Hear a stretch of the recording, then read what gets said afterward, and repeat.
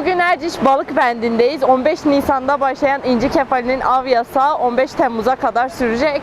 Bu süreçte de balığın göçünü izlemek için, yani yuvalar ve yumurtlama için bu alanda herkes balığın göçünü izlemeye geliyor. Burada çok sayıda insan var. Erciş Balıkbendi aynı zamanda bir piknik alanı, bir mesire alanı. Yani balık göçü izlerken ya da martıların balıkları nasıl tuttuğunu izlerken piknik yapıyor buradaki halk. Biz de bugün burada balık göçünü izlemeye geldik.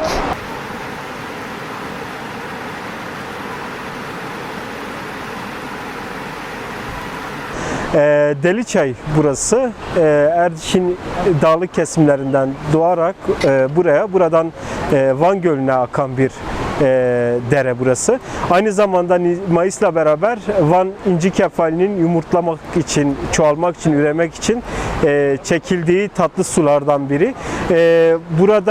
Buraya göçen balıkların tersinden yüzerek tatlı sulara, oradaki yosun alanlarına gelen balıklar Temmuz aylarına kadar buralarda yaşayarak yumurtluyor ve yavrulama sürecinden sonra tekrar Van Gölü'ne geri dönüyor.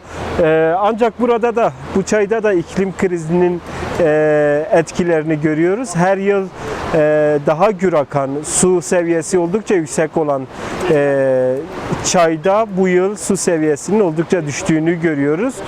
Bu nedenle göçmek isteyen, suyun tersine ilerlemek isteyen balıklar her ne kadar bu yıl şanslı da olsa suyun düşmesi iklim krizinin bize doğrudan bir sonucu olarak karşımıza çıkıyor.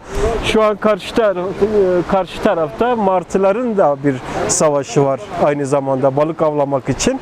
O da seyirlik bir keyif oluşturuyor. Muğlu yatağından geliyor. Torun var, gelin var. Onun yanına geldik. Onun sayesinde işte memleket görüp dururuz. Boru güzel. Bu akarsu işte çay. Biz çay devirdik o şeylere.